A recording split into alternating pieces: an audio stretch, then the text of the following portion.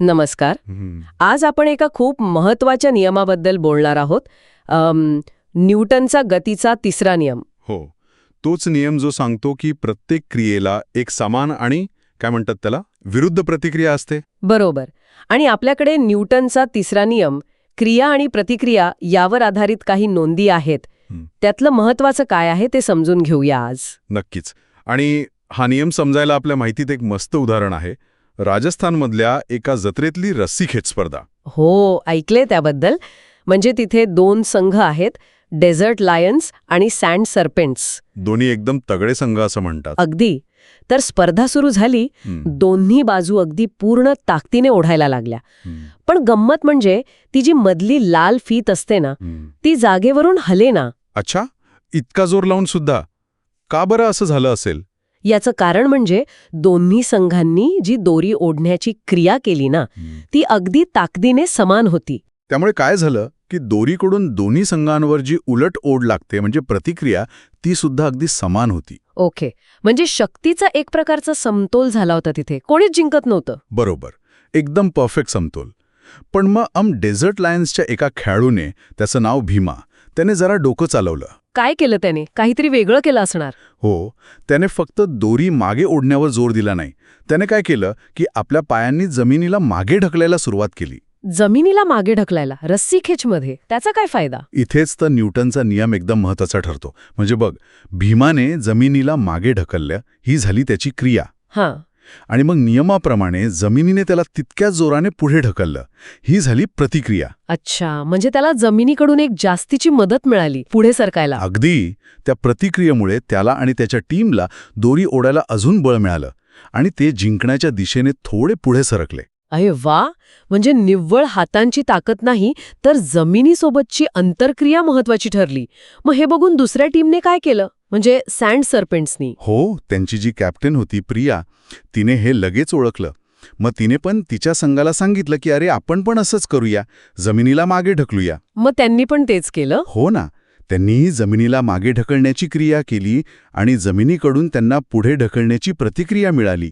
आता दोन्ही संघ फक्त एकमेकांना नाही, तर जमिनीच्या मदतीने ओढत होते. म्हणजे हेच आहे न्यूटनच्या तिसऱ्या नियमाचं अगदी सोपं आणि महत्वाचं सार, की प्रत्येक क्रियेला नेहमीच एक समान आणि विरुद्ध प्रतिक्रिया असते. अगदी. आणि हे फक्त रस्सीखेच नाहीये. आपण चालतो किंवा धावतो तेव्हा सुद्धा हेच तत्व नकळतपणे वापरत असतो. खरंय. आता लक्षात येते, आपण चालताना जमिनीला मागे ढकलतो आणि जमीन आपल्याला पुढे ढकलते. ही झाली क्रिया आणि प्रतिक्रिया. त्यामुळेच आपण पुढे जातो. रस्सीखेचमध्ये सुद्धा मग जो संघ जमिनीकडून जास्त प्रभावीपणे प्रतिक्रिया मिळवेल तो जिंकणार. बरोबर. एक संघ दुसऱ्याला ओढतो क्रिया, तेव्हा दुसरा संघ पण पहिल्याला तितक्याच ताकदीने मागे ओढतो प्रतिक्रिया. पण जिंकण्यासाठी जमिनीसारख्या दुसऱ्या गोष्टीचा फायदा घ्यावा लागतो. हे तर आपल्या आजूबाजूला सतत घडतंय. मग अगदी टाळी वाजवताना सुद्धा. हो, अगदी साधं उदाहरण. टाळी वाजवताना एक हात दुसऱ्यावर आपटतो, ही क्रिया.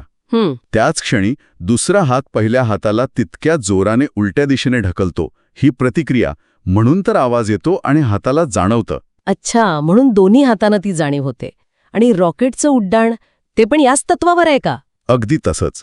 रॉकेट काय करतं, ते खूप वेगाने वायू खाली ढकलतं, जोरात खाली फेकते. ही झाली क्रिया. ओके. आणि मग ते खाली फेकलेले वायू ते रॉकेटला तितक्याच प्रचंड जोराने वर ढकलतात. ही झाली प्रतिक्रिया. त्यामुळे रॉकेट आकाशात झेपावतं. कमाल आहे. म्हणजे इतक्या मोठ्या गोष्टी पण याच नियमावर चालतात. हो. आणि आपण खुर्चीवर बसतो तेव्हा सुद्धा.